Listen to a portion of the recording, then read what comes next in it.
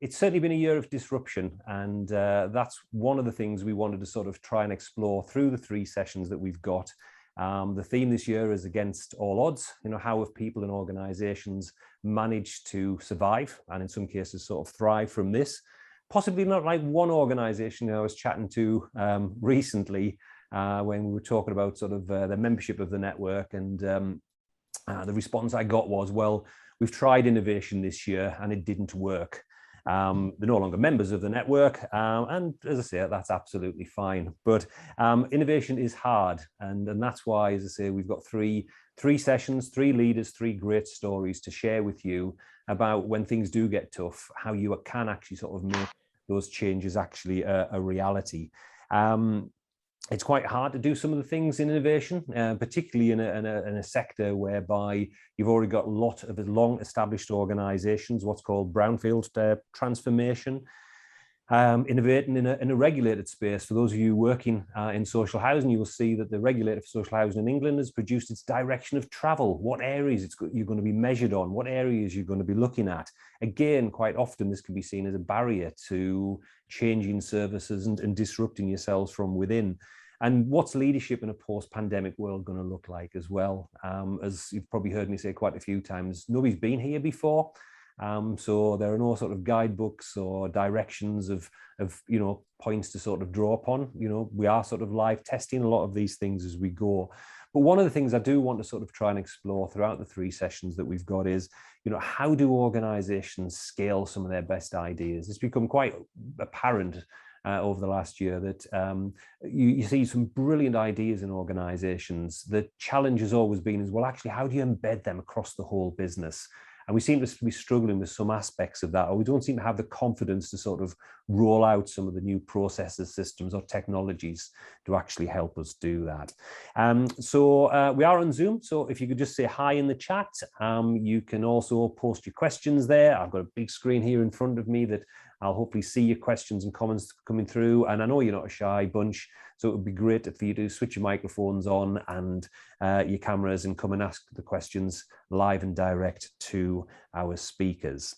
I think that's everything that I wanted to sort of say for now. So I'm going to bring along our first speaker, Paul Campbell. Hello, sir. Hello, Ian. Hi, thanks so much for joining us. And so joining us so early in the morning. Where in the world are you? I'm in California. But, so glad to be here. Good afternoon, everybody. Good morning. Good morning. Yeah, it's definitely good afternoon here. Well, for those people who've not come across Paul before, he's a serial entrepreneur, advisor to the World Economic Forum, possibly known best as being the Chief Innovation Officer at Gore Associates, famous as the inventors of Gore-Tex, for those of you weekend hikers out there who like to stay dry. And I've really enjoyed our sort of pre-session chats with Paul because he's clearly got a lot of what you call lived experiences in the innovation space. And he's going to sort of share some of those insights with us and hopefully have some good conversations with yourselves as well. So, Paul, I'm going to hand control over to yourself. And if you can start to sort of take us through some of your insights around innovation from your experiences from Gore and other organizations. Great. Thank you, Ian. Again, it's an honor to be here. Thank you for inviting me and giving me a chance to talk to this group. My background, as Ian indicated, my background has been spending the last 20 years working inside of large established companies, helping them to revamp, or modify their approach to innovation. And I've worked at companies like Hewlett-Packard, Philips in Amsterdam, Schneider Electric, out of Paris, British American Tobacco. I've worked with the World Economic Forum, the EU, et cetera, et cetera. Gore, W.L. Gore, I'll talk about today a little bit. But what you'll notice about all those companies is they're organizations is they're longstanding. They've had great success in the past, but their current approach to innovation and stuff may not be producing the results they expect. So I've been involved in helping them revamp their approach to innovation. So I'll talk about some of that learnings and experience and the like. We've had good success. We've made Fast Company's Most Innovative Companies list 4 times. We've generated over 50 new businesses out of thin air, I like to say, that generated more than 5 billion in growth for those companies. So, people often think that that I know something about innovation inside of large companies. I don't know anything about startups so much, but I do know how to help large companies get going. So let me start. What Ian asked me to start with is, how do companies innovate? How is innovation being done in places like Silicon Valley, where I live and work? What I thought I would do is talk a little bit about that approach to innovation, and then talk about what it takes to innovate inside of large companies. I'll give a couple of examples, and then this will last about 25 minutes or so, this introduction, and then we'll give then Ian and I will follow up with the discussion, and then open it up for general questions. But please, as I go through this, I'm very happy to take chat questions along the way, or raise your hand, and we can be happy to make this as interactive as appropriate. Okay, so the 3 stages of innovation, you all know this. You've been doing innovation and business building in your organizations. You go through some ideation phase, and here you're doing customer discovery, you're doing design thinking. You're really trying to understand what the unmet needs are of your target customers. You then come up with a product market fit that you take into the incubate stage.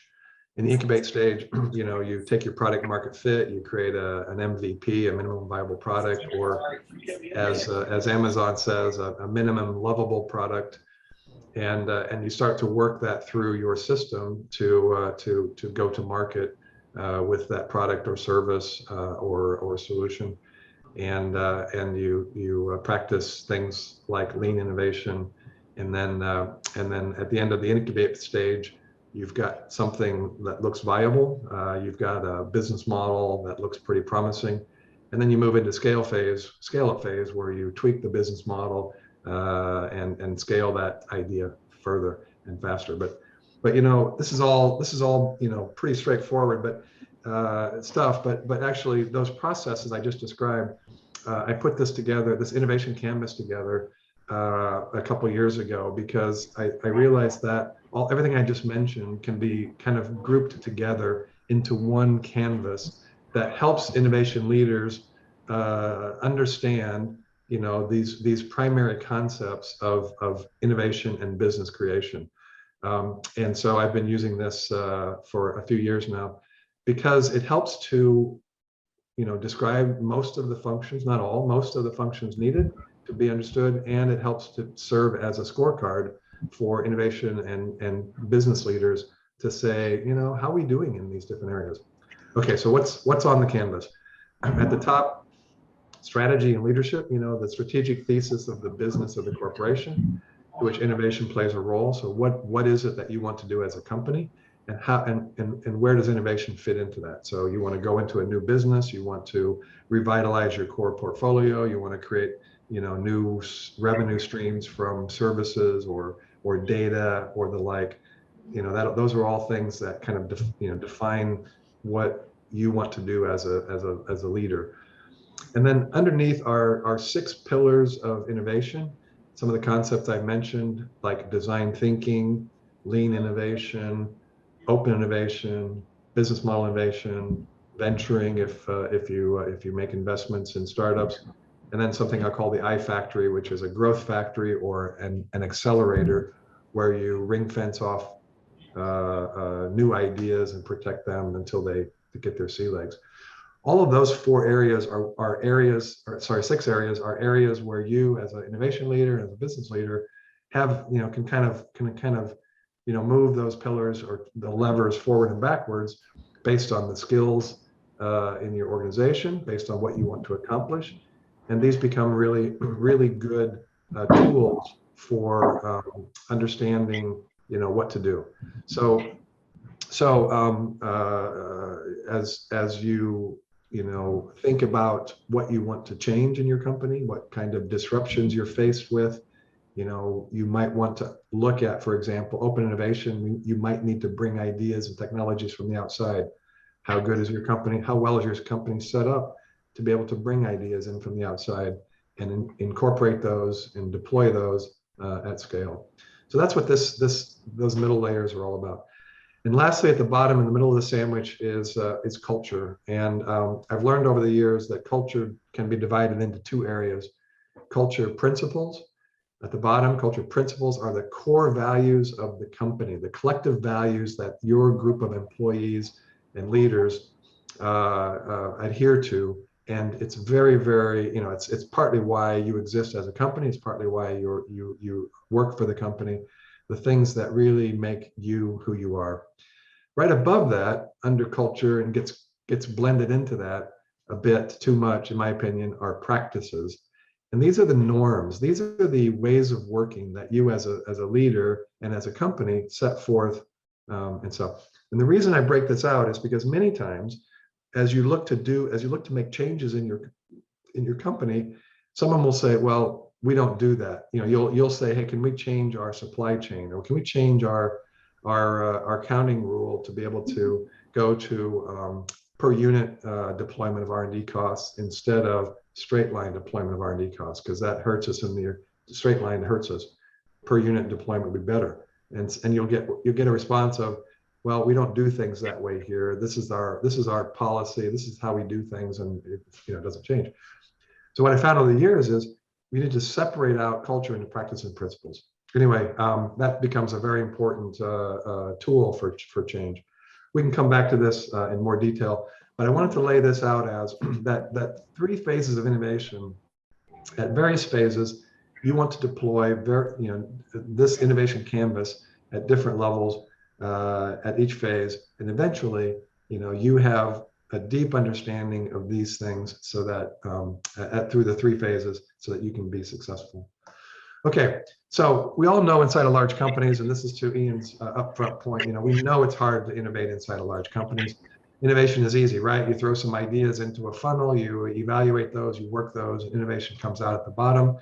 But actually, as you go through the incubation phase, in those 3 phases, ideation, incubation, and scale up, organizational barriers get in the way, and they block those ideas from getting through. So what do we do as companies? Well, we say, well, let's take some alternative approaches. Let's either kill the idea and stop it because doesn't fit our business model, or let's spin it out, or let's create a SWAT team or whatever. But many times, and most of the time, we don't really address those fundamental organizational barriers, and as a result, we don't really succeed in getting innovation to come through. And we know this, we've all experienced this, those of us that work in large organizations. And this is partly why, a few years ago, about a decade ago, Eric Ries, when he wrote The Lean Startup, everyone thought, wow, this is great. This is the solution to our problem. And the Lean Startup talks about, creating an MVP, a minimum viable product, introducing it to the market, and then modifying it based on market feedback, and then reintroducing it as a new version, and continuing that loop of introducing and reintroducing ideas. It turns out, though, that wasn't the solution. And actually, I talked to Eric Ries about 6 years ago, and he said, hey, I'd like to understand how to do things inside of large companies. And I said, why? And he said, well, because I get a lot of feedback from my book and from lean startup camps, and we do these evaluations, and if there's a large group that says, hey, it's a cute idea, lean startup, but it won't work where I work. And so they did a deep dive into that second group, or that large group, and it turns out that, well, guess what? They all work at large corporations, governments, universities, and other large organizations, where the idea of lean startup and just putting something out there flies in the face of everything that they stand for, their brand, reputation, etc. So this was really rejected by those inside of large, the people that work in innovation inside of large companies, governments, or universities, and other large organizations. So what, and partly why, because Eric Ries didn't know and didn't understand, and many people don't understand, is that the competing forces inside of large companies work against innovation. I love this cartoon. It's from 10 years ago. It still works for me though. It's the innovation leader, the R&D leader who has come up with a really great solution. The latest innovation is a goose that lays eggs of solid gold. In the innovator's mind, this is a clear winning idea, right? This has to be a winning idea. But on the right, you see the CEO saying, that's a distraction from our core. You see the CFO saying, and we have no budget for goose-related expenses. And the chief technology officer saying, on that note, we'll need the feathers and liver for another project. Inside of large companies, even the best ideas, a winning idea like a goose that lays golden eggs, can't survive. So what's needed is a better understanding of the dynamics inside of large companies and what it takes to win. So let me transition into what I've experienced over my 20 years of working in large companies. Is that actually, when we look at this 3 phases of ideation, of ideate, incubate, and scale up, it's not exactly true for large companies. And in large companies, there's actually a 4th stage. And I'll ask you, since I've been talking now for about 5 minutes, I don't like to talk nonstop for too long. Let me ask you just to type into chat, what do you think is that 4th stage that's needed inside of large companies? I've already talked a little bit about the challenges, but they're in between ideate and incubate. There's a 4th stage. Please, and I don't have access to chat while I'm presenting here. So Ian, if you want to just sound off some of those comments. We've got Christian James talking about pilot, Sam Greenacre, test, Brian Simpson, involve, Mick Cappan, discovery, Ross Fraser, leadership buy-in, Steve Key, engagement. Great, perfect. Exactly right. And there's one other aspect of that. Those are all critical things. And there's one other aspect that a phrase I've coined over the years, which I call deconstruct. And there's a need to kind of reevaluate how you're doing business after you come up with an idea. Now, this is an idea that's not your business as usual. This is not, I'm gonna do my next Intel processor, quad core processor version 7.9, and put into my PCs and send through my existing channel. This is an idea that is disruptive to your business. Perhaps, really is cannibalizing your current business, but it's really disruptive. You have that idea. If you just try to incubate and scale up, it's not going to work. I have learned, and this is why I say this so strongly. So forgive me for saying it so strongly, but it's needed. It's critical to go through this deconstruct phase.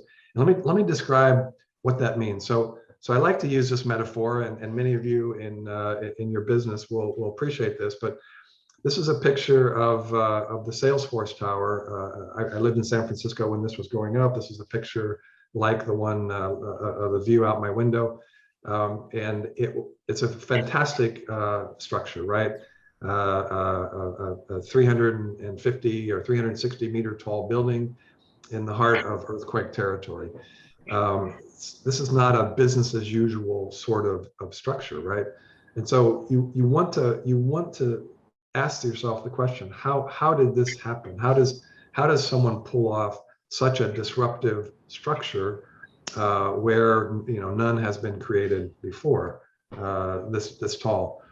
And if you ask most people, you'll get the responses like you need a motivated and passionate leader like Mark Benioff, the head of Salesforce, in the upper left. In the upper right, you need a really robust engineering plan. You need a team that's willing to work in risky environments, and you need a contingency plan in case of lightning strikes, right? And all of that is true, right? That's kind of the heart of leadership and innovation. But inside of core and inside of large companies, this deconstruct idea is missing from all of that. and people don't write about it, and I talk about it all the time because I think it's the key to success. But what happens if you don't deconstruct is inside of large companies, you get something like this. You wouldn't get the Salesforce Tower. You would get, innovation theater. Because what happens is, like that goose that lays the golden egg, comic, the forces inside a large company take your grand idea and they shrink it down to something that's executable, that can be operationalized. And you end up with, oh, let's not deconstruct our building. We have a great building. It works so well. We get, 1 million visitors a year at this Kunstmuseum in Vienna, Austria. We don't want to destroy that. Let's just add something on top. And so you do, and that's what tends to be innovation inside of large companies, and it's not sustainable, and it doesn't produce the fantastic results that Mark Benioff wanted. But left up to the organization, he would not get this. So what is this? What do you do when you deconstruct? You actually have to rethink your business model, and I like to use this building metaphor. You have to tear down what's there. You can't build a 350 meters skyscraper in earthquake territory on top of what's already there, right? You have to tear down what's there, and then you have to create a foundation, a place where the new structure can be built. And I love this metaphor when it comes to innovation, because this is really the process that I feel has to happen inside of large companies. You need to tear down your business model. I'm not going to sell PCs through this, that have the next Intel processor through my existing channel, like I always have, because the market has changed and gamers want something brand new. They want the most powerful PC that they can customize and they can buy themselves, and they can buy it online and they can get it shipped tomorrow. We have to rethink our brand.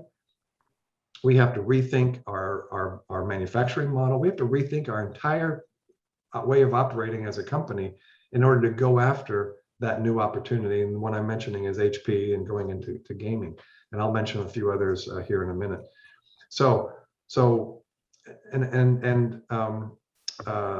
This is not, for again, the core business or extending the business. This is when you have a disruptive idea that needs a new business model, a new route to market, a new channel, a new way of collecting revenue, because you're going to do, all your revenue is based on data, not based on shipping a product or providing a standard service that you've always provided. So that's the concept of deconstruction. And I would love to, spend a little time on this just to make sure that the idea sinks in, because it's different from what many people. But if you do it right, you end up with a beautiful Salesforce Tower in San Francisco. So let me pause there and ask if there's any questions, Ian, or any comments or pushback on the concept of changing your organization to radically to go after disruptive opportunities. Okay, Paul, thanks for that. Yeah, I mean, it's a really good sort of illustration. I suppose there'll be a lot of hard work around that. I mean, Stephanie Gore sort of gave a good example there. It's like unfreezing before you refreeze things. You defrost before you sort of refreeze things again. I just wondered though, love that. And whether, within your experience within WL Gore, how did you go about sort of helping them deconstruct? Because we've heard lots of examples from organizations. Lego is a prime example. It had to deconstruct before it rose again. I think the best example I've come across recently of an organization deconstructing and reinventing itself is probably been Microsoft, where it's migrated from one chief exec to another. But so what's your experiences within WL Gore and particularly the challenges as you came across, Paul, and how you overcome them? Yep, great. Let me jump to that because it's a great question. And so WL Gore, fantastic company. They're involved in several businesses, including what most of us know as outerwear. So Gore-Tex helps keep people dry and warm in inclement weather. But they also have a medical implants business, and they also have I would say an electronics business. Where they provide Gore-Tex coated cables for all kinds of industries and other sort of devices and components.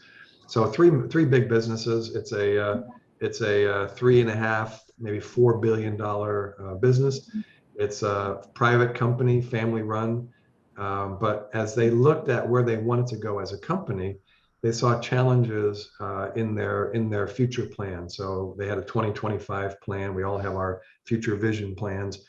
And as they looked at that, they realized they weren't going to be able to generate the revenue that they wanted to out of their current business. And they felt that they needed to innovate and really kind of change how they innovate.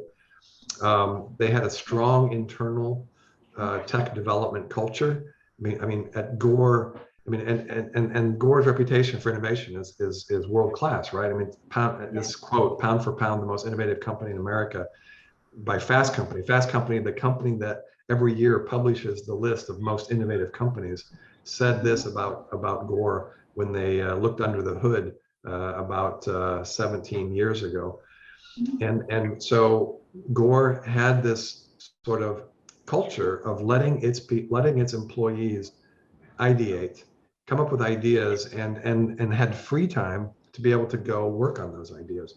So Ian, if you and I were sitting at lunch and we came up with an idea of something that with Gore materials, we didn't even really have to ask for any permission. If it didn't take much time, we could actually just go work on it. We can go in the lab, or we can go talk to a scientist and say, hey, could you make something? We've got this idea. Would you mind just making that? We think this is kind of cool. And we could just go work on it. And there wasn't a lot of restrictions about that. And that's how the company was managed for decades. And only when you got serious with that idea, then you would have to go and you would have to ask management for money. But for the most part, and they had this great metaphor for how long to do it yourself versus when to raise to management. And it was the sailboat principle. And we're all working for the same company. We all are in the boat together. And if anyone does the wrong thing and sinks the boat, we all lose. And so they had the metaphor of if you've got an idea, go ahead and work on it. But know that the risk is that if you drill a hole in the boat, make sure that it's above the water line, and therefore it's not going to sink the boat. Even if you have an idea that's really compelling and you're going to drill a hole and it's below the water line, it's okay. Just don't drill a lot of holes and don't drill a big hole. But they gave you freedom and flexibility to be able to operate as an individual and as a team. Usually a business and a tech person would team up and work on this.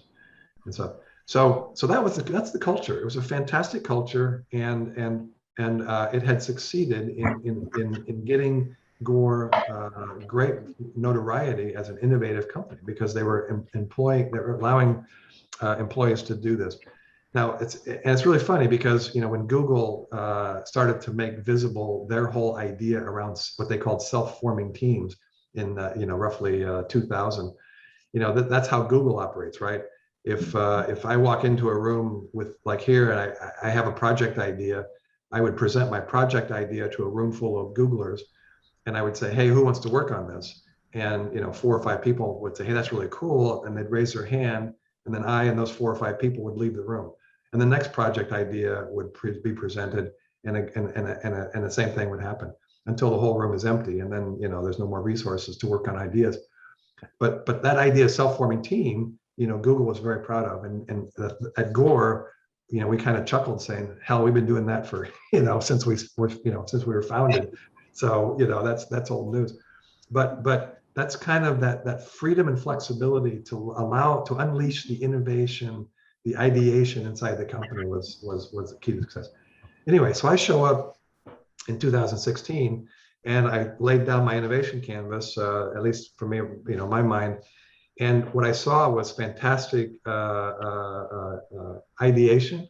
So lots of deep connections with customers on problems. So design thinking was very strong. Lean innovation, this 2-person team that could go off and work, very strong. But when it came to the walls of the company, they were brick, they were solid. There was no going past sort of the what was inside the company. Very, very little looking outside of the company for ideas and technology and the like, unless they were existing customers who said, I want more of your product, but I want it, you know, twisted differently. They also were very much tied to their existing Gore-Tex material called PTFE. So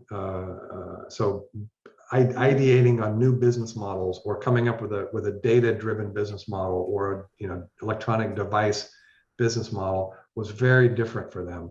So they were missing out on the whole shift to digital and data and the like. So opportunities around those devices were being missed, and they weren't doing any kind of venturing with startups to bring in, you know, new ideas and technologies from the outside. And they had an incubator, but they didn't have an accelerator. And I won't bore you with the nuance between those two. Anyway, so they had some room, they had some area, they had a real blind spot when it came to really external co-innovation and collaboration. So what we did was really focused on that, and we opened up an innovation center in Silicon Valley for the purpose of practicing open innovation. We started bringing in startups with new ideas who wanted to work with us, but were not being even, you know, we weren't even returning their calls. We started investing in startups. We started looking at new digital business models. So we were practicing business model innovation, and we created this accelerator to try to where we were managing ideas through the J-curve investment period. This is when you're at the first days when all you're doing is pumping money into an idea, and then you're starting to generate revenue, and then you start to generate profitable revenue. And as you start to see a line of sight to break even, that's when you're getting to the end of your J-curve, and that's when we were starting to transfer businesses, and they were able to be scaled more closely or more quickly. So that was kind of the story at WL Gore. Lots of innovation, but blending this internal and external innovation together just unlocked all kinds of new opportunities. So Matthew Gardner asked a really interesting question about, is it easier if there's a crisis in order for an organization to be motivated to deconstruct, or will burning ambition do? You know, I don't know if you noticed, but when you were talking about in your intro, I stopped and I wrote down a note here because I wanted to make that point that when you're being disrupted, that is exactly the time to try something like this. That's exactly the time to double down on innovation. Every place I've been that has faced a big crisis, and if you walk in, if you're the person who walks in with the idea and the methodology to help the company during its crisis, you know, you just get resources and support all over the place, because you're part of the solution, not part of the problem. I can tell you time after time at HP during the .com bust. I was at Philips during the financial crisis. You know, and each time in each place, and I have a chart somewhere in my slides where if you look at the startups that emerged after the .com bust and after the financial crisis, it's amazing the startups that emerged. Uber, Tesla emerged after the .com bust. Uber emerged after the financial crisis of 2008-9, and there's a whole bunch more that I just can't even remember. But disruption, you know, crisis creates a sense of urgency, and you want to be in the middle of that conversation, and you want to be throwing your ideas and methodology of how to do things differently to go after those new opportunities right then, and don't hesitate. You're based in Silicon Valley, and I think part of, you know, the reason for sort of talking to you around this is that's held up as a beacon of innovation, and yet sometimes we don't necessarily hear really good social purpose stories coming out from this. It's all about growth, consumerism, and things like that. So I wondered if you could sort of share with us some thoughts about your experiences of how Silicon Valley innovates. You know, the secret about Silicon Valley, or a couple of secrets about Silicon Valley, is, you know, it found a space that just has had decades-long legs of growth, right? So if you look at what Silicon Valley does, it's all about silicon and software. And that combination has continued to provide new opportunities, business opportunities for dozens, hundreds of companies, right? And it's just been a remarkable run that has happened since, forever, but certainly since the computer revolution or breakthrough in the 80s, late 70s and 80s, has really just catapulted Silicon Valley. So Silicon Valley has reinvented itself. There's a great piece on the secret history or the dark history of Silicon Valley that talks about its roots so being associated with the defense industry. It actually started with defense, and that fueled the growth until about the mid 60s, late 60s, and then computers started fueling the growth in the 70s and 80s, and we know the rest of the story since then.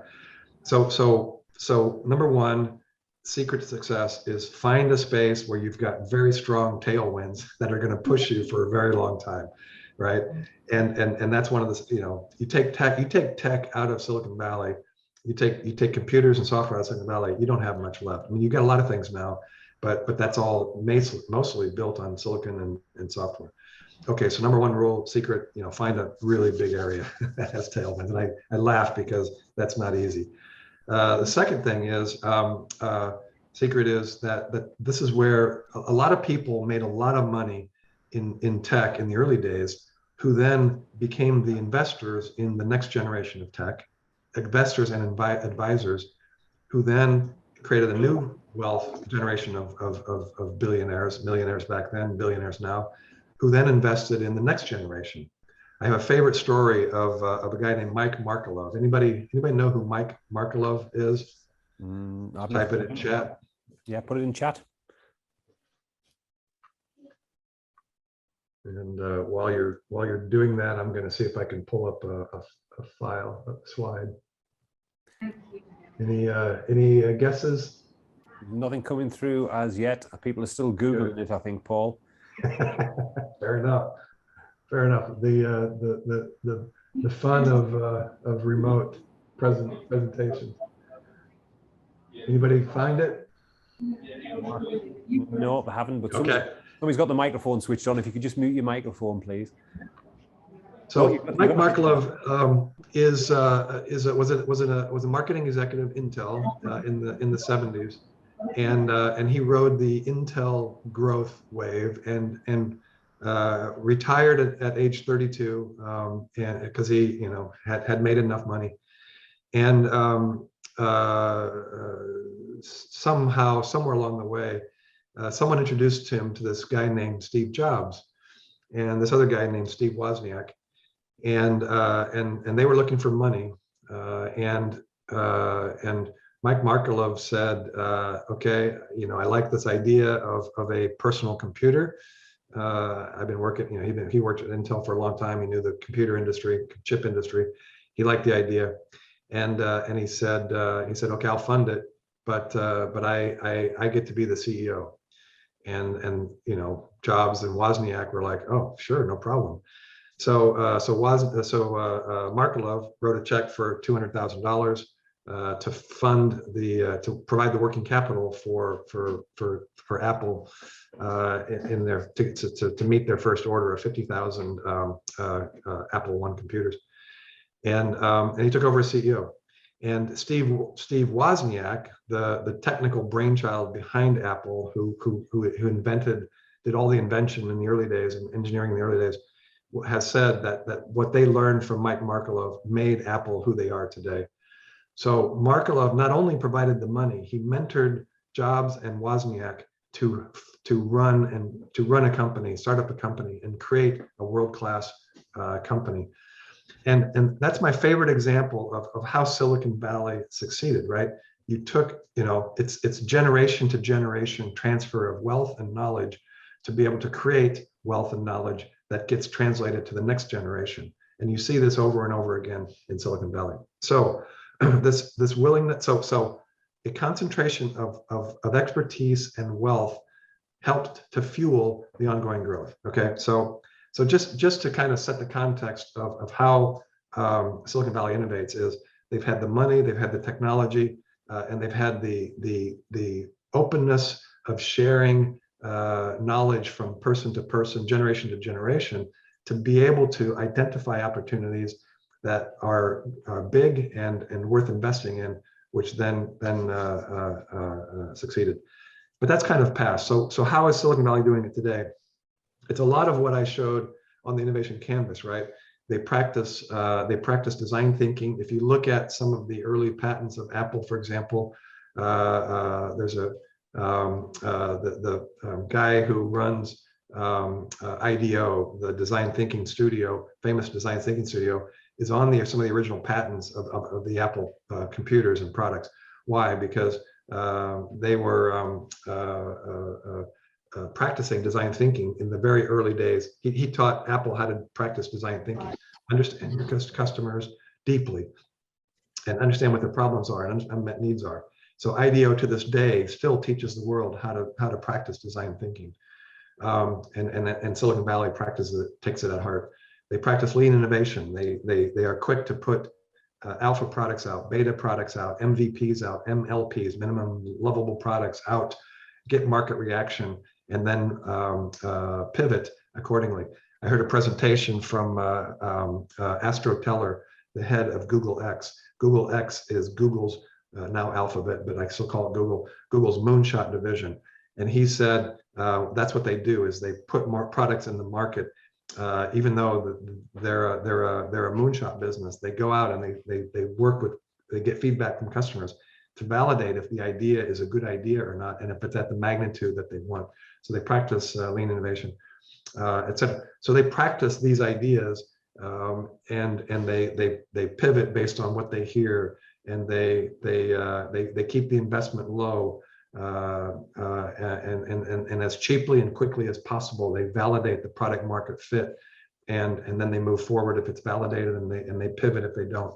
So all those things are part of what makes Silicon Valley work. Companies in Silicon Valley work. We heard earlier on this year from another speaker from sort of Silicon Valley around a subject I'd like to explore with you now, around failure.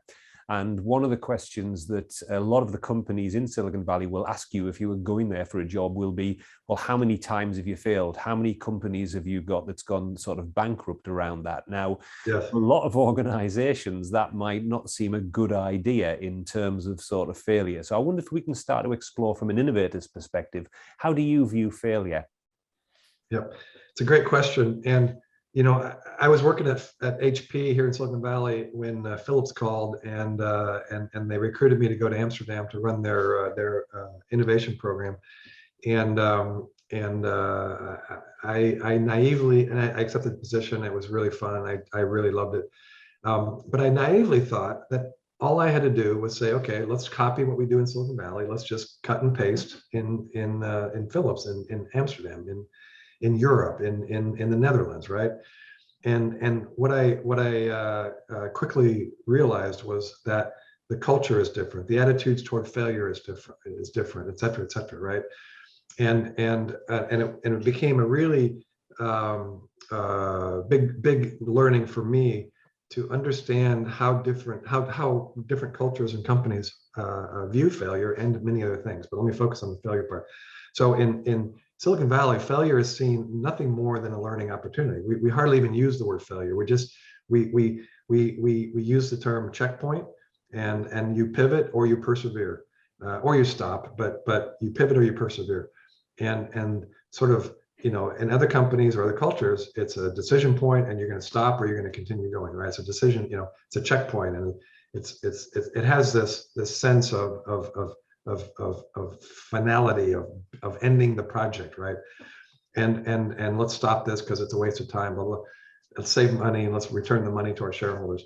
And instead, the attitude in Silicon Valley, many innovation leaders here is, what have we learned? Have we learned something that helps us decide if we should continue? So checkpoint meetings are not, hey, let's review the activities. I ran 17 experiments this week, and 4 of them succeeded, and blah blah blah. The learning is, what I've learned is that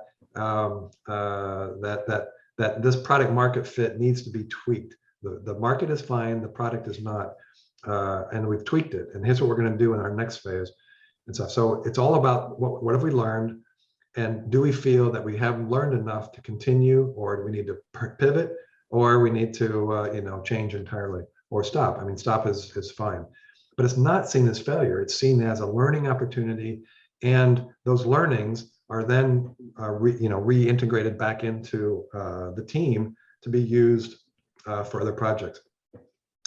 I've been working in corporate innovation for 20 years, and so I have a lot of friends, and we often get together. And we have a group that gets together regularly here in the Valley, corporate innovators that get together and just kind of talk about our problems, because no one really writes about our problems. No one knows how to solve our problems except practitioners like us, at least in our minds. And sorry, that sounds egotistical, but just it's just what we've experienced. But we came up with, on this point of failure, we were talking one day, and we said, we were talking about somebody talking about a project, and we said, hey, it was the third time I worked on this idea in the company, and it finally worked. And someone else said, I've had that same experience. I've worked on something, it took a couple times, and it was the third time that I worked on it. And somebody else said, yeah, the same thing, 3 times. So we came up with this rule of 3 concept. The rule of 3 concept means that, for us, meant that a company has to try things at least 2 times, and on the 3 times. On the third time, they are more likely to succeed than on the first time or the second time. In startup land, this is called pivoting. But in corporations, you don't pivot, right? You're given a budget, you're given a target, you're given a timeline, and that's what you have to deliver. And you get to the end of the timeline, either you delivered it or you didn't. If you didn't, then you're killed. The project is killed.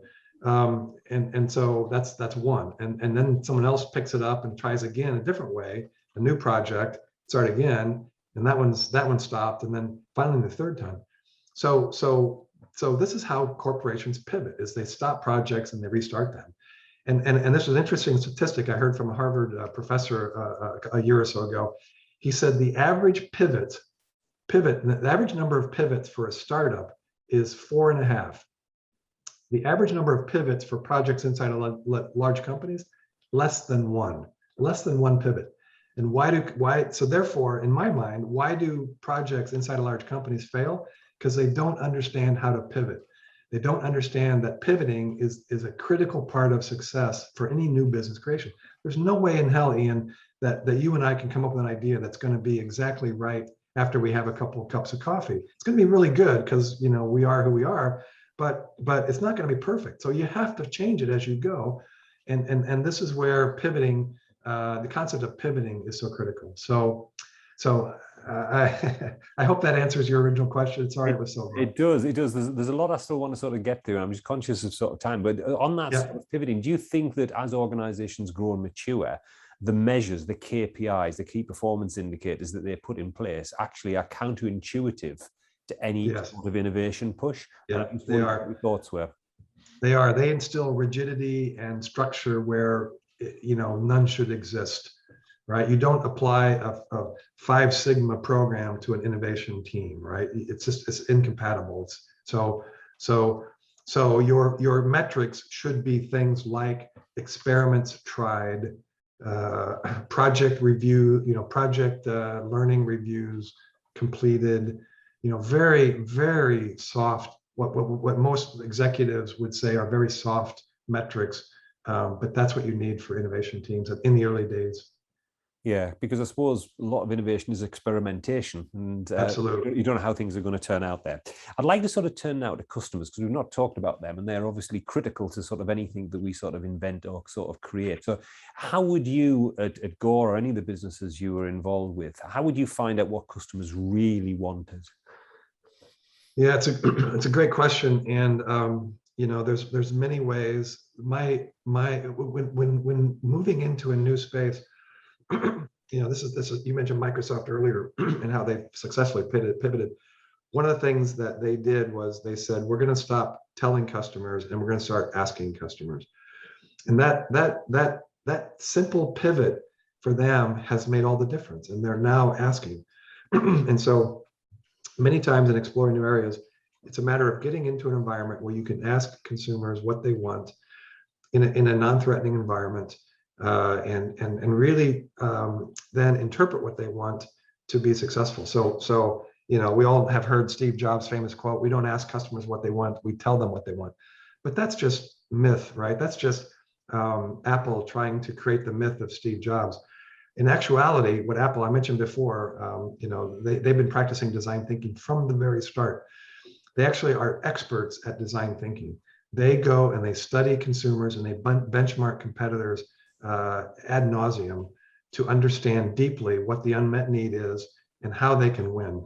If we had time, my neighbor in Silicon Valley worked at Apple, and before the iPod was launched, he was telling me a story about, hey, have you seen how hard it is to download music? And it takes 25,000 steps, hyperbole inserted. It's really a pain. And I didn't realize, he didn't, I said, "What are you working on?" Just goofing around. I was sitting at the table, lunch table the other day with my friend, whatever. But what I learned after the iPod was launched, that he was working on the iPod and he was benchmarking the competition. And he was benchmarking the process, and he was identifying pain points, consumer pain points. So deep, applying design thinking principles deeply is really critical. And where you don't, I've you also used advisory panels. So when I was at HP, I moved into a PC gaming business, and I didn't have anybody that I could really listen to inside. So I brought in a panel of experts who were my advisors, and these were professional gamers, et cetera, all kinds of gamer types, to advise us on our product development effort. So that's another way, and there's many, many ways, but those are a couple examples. Colleagues, if I could just ask you sort of in the chat, we've probably got about 15 minutes left, but if there's anything you particularly want to come on and ask Paul about any aspects of his sort of career, please just post them in there and I'll bring you up onto the stage, the virtual stage, and you can ask them to him. But whilst we wait for that, Paul, technology, and obviously Silicon Valley is massively associated with technology. You've talked about those sort of areas. But I just wondered, do we actually make the best use of the technologies that are out there, or actually do we need to rethink how we use them to solve different problems? Perhaps not what they were invented for, but actually, you could use them in other circumstances. And I just wondered what your thoughts were around that. Yeah, there's a lot to what you're asking. One of the things I would say is, just as a mindset shift, one of the things that Google says when they start off an R&D project is, instead of design for manufacturability, they use the term design for data. Design for data means that whatever they're going to make, the end result is producing data that can be monetized. So part of what we've seen with some of the business models coming out of Silicon Valley that are winning in the world is this idea that the thing that we use, the Gmail or the Google search or the Facebook, tools and application apps are not worth paying for by themselves, but they're monetizable, right? So that's what Silicon Valley has really learned. So I think part of what you're asking is, is that the right model? What about privacy? What about mining Bitcoin and having not an environmentally friendly approach?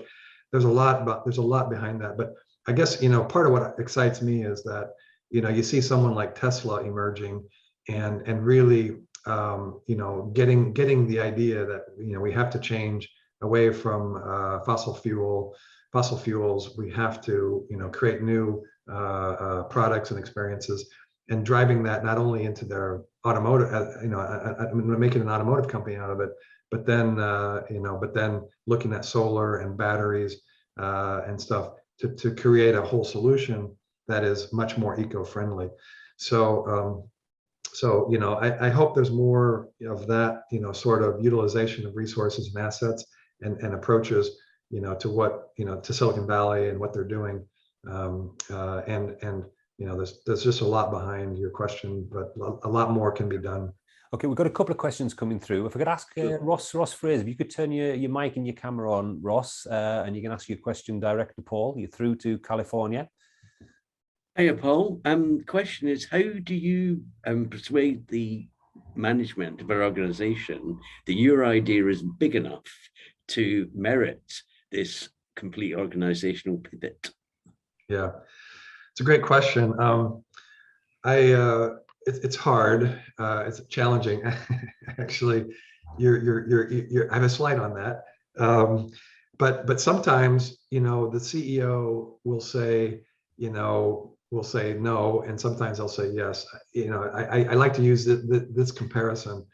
What we need to do as leaders of our companies, as innovation leaders of our companies, is support those innovative ideas. And I compare the CEO on the left to the CEO on the right, and given almost in exactly the same opportunities, different industries, different products and technology, but almost exact in scope, almost exactly the same opportunities. The person on the left, the CEO on the left, said, "Be bold. You are in line with our strategy. You've come up with a solution that delivers on our strategy. You can't put enough zeros onto your request to me." And up to that point, everybody up to her was saying, "Oh, we can't do this. We can't do this. Too expensive. It'll never work. It never works. Too expensive." And then, literally, I had to get the CEO on the phone to say, "What do you think?" And she said, "Be bold. You can't be bold enough for me. Bring it." On the right, and she drove through the frozen layer. I like to say she drilled a hole through the frozen layer, and reached down to the innovator and innovation teams and said, "Yes, you need to do this." And she disregarded all the naysayers in between. In contrast, on the right, the CEO, presented with a similar opportunity, said, "I feel glum." And I had to look up glum while he was talking, right? Like, what the hell are you talking about? "I feel glum." And he said, "Not everyone supports this. Not everyone thinks this is a great idea. It's a little bit too risky. I feel glum. I think it's a good idea. And I think it's where the future of the company has to go. But if everyone's not going to support it, then we're not going to do it." And of course, going back to the goose of the gold, laying the golden egg, other people want the funding. Other people want the glory. Other people want that. So he acquiesced to his team and let the team say, "No, we're not going to do it." So to answer your question, a really strong business case aligned to the strategy of where the company is going, and not where it is, not where it's been, where it's going. And the last thing is a clear plan of managing the idea to say, instead of saying, "I need 5 years and 50 million, I'm going to work through a series of steps like we talked about. We're going to get to a point, we're going to learn. If we've learned and we like what we learned, we're going to keep going, and we're not. So I just need funding from you to that next checkpoint. I don't need 50 million, I need 50,000, and then 100,000, and then 1 million, and then we'll grow, but we'll scale the project as it's warranted. But at the start, we just want to explore this." So what you're doing, Ross, is you're kind of reducing the ask. You're aligning to a strategy, and then as you go and you generate the evidence that supports your ask, you're going to have a stronger case and be able to convince them to give you more money. Okay, thank you for that. Thanks for that, Paul. Brian Simpson, do you want to ask us, because we've just touched on that particular point about sort of organizational barriers. Do you want to switch your camera and mic on, Brian? Yeah, so my question was sort of on a similar theme of breaking down red tape and organ. So I'm going to ask a slightly different question, if that's okay. Yep. Because there's a tendency in where I work to do lots of pilots, and then it sort of loses its focus and sort of gets watered down and ends up not really going anywhere. So my alternate question is around how do you maintain that focus of what you're trying to do and deliver an outcome. Good Yep. question. I have a slide for that. You've got a slide for everything, Paul. One of the things, Brian, it's a very good question, and one of the root causes of that problem is that you might have, and please, I'm Silicon Valley. This sentence here. Sorry, somebody's got the mic on. Could you just switch your mic off, whoever that is? Right, Paul, go ahead. Is that you might have people, working part-time on the project, and as their day job gets, you've got 10% or 20% of a person, as their day job demands, increase or, come and go, they lose interest because this is not their full-time job. And so I'm a big believer in identifying small dedicated teams that they're, not their success, but their day depends on, or their day is all dedicated to working on this problem, this opportunity. And so, having at least, two people, one technologist, one business, at least two people who can be partners in crime to work on this project, to drive, the rest of the team, and then and really manage that and push that through is important. And as you move forward, bring on more people full time to handle different aspects of the opportunity, so that you have a 5-person team, and that 5-person team is really good at maintaining momentum. But I like this idea of what I call an innovation factory program office, where you have you identify a squad, and they do end-to-end management of the opportunity. One problem that exists often inside of large companies is that the idea is handed off from the R&D team to the engineering team to the commercial team to the retail team to the, and it's handed off, and you don't have a consistency throughout the whole process. So, and there's a great article from 2008 called "How P&G Tripled Its Innovation Success Rate." And one of the insights there is that it did this squad approach, end-to-end management. So take a person, a team, and have them carry it all the way through to completion. And if that completion is 100 million, in revenue opportunity, great. Let them, they're doing a great job. Let them keep going, and they take it all the way through, and they build a team around them, and off they go. So I identify, as this goes along, that person as my CEO. The CEO of this project. You are in charge. Run it like you're in charge of the business, and don't let anything get in your way. And when something gets in your way, let me know, and I'll go to work to try to help knock down those procurement, legal, supply chain barriers that you face. So yeah, I mean, Paul, you mentioned it. Does that help, Brian? Yeah.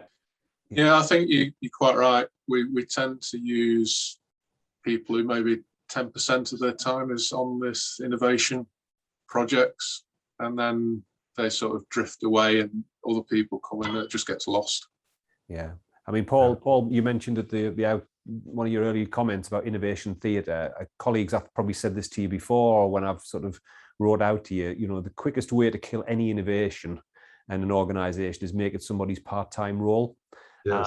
And I just wondered, Paul, from your point of view, because I don't see a lot of this outside of sort of certain sectors, that actually innovation is a skill, it's a professional skill, and it should be treated the same as people or finance or accountancy or risk or anything like that. Do you see that now? Because this relates to one of the questions for the Mix asked about, has the pandemic restricted or accelerated innovation? And I just wondered what your thoughts were, your sort of final thoughts as we start to wrap up, as to what organizations can do in this space. Yeah, it's a great question, Ian. A few years ago, suddenly there was an emergence of chief innovation officers, in the C-suite, because of this, this belief that innovation was so important.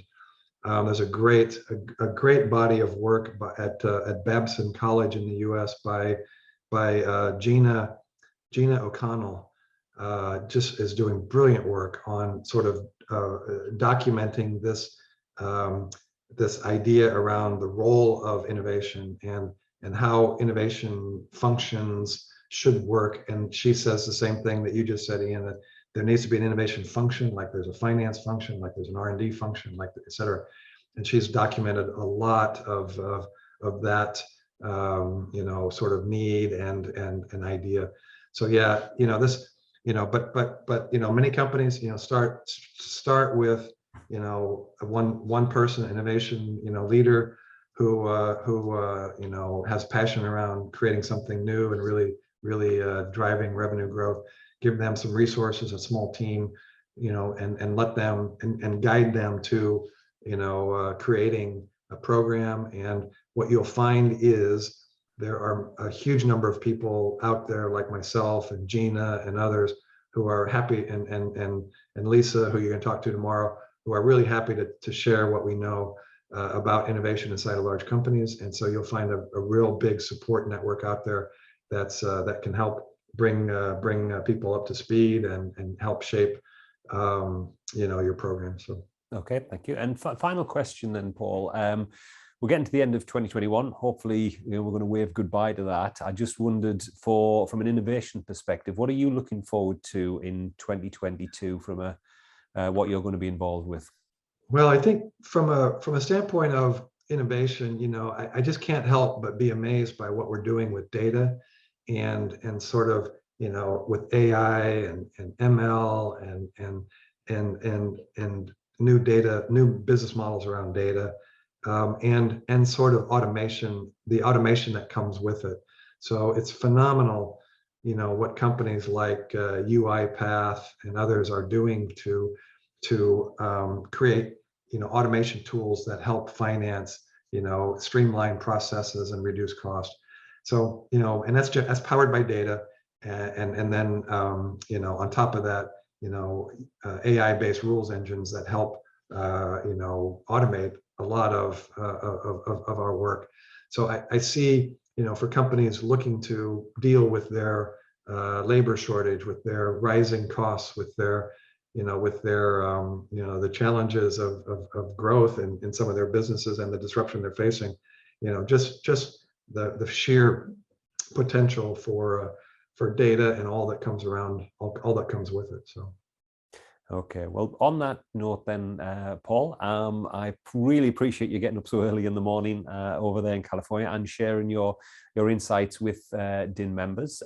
Colleagues, if I could just ask you, this is the one time I'd like you to turn your microphones on and pretend we're in the room. Could you just turn your microphones on, and could we just give Paul a nice round of applause and thank him for his time, please? Thank you so much, Ian, for having me. It's been a pleasure. And my email is available if anybody wants to have follow-up with me. I'm happy to follow up. I'm sure some colleagues will do that. Okay then, colleagues, that's everything from Paul Campbell today.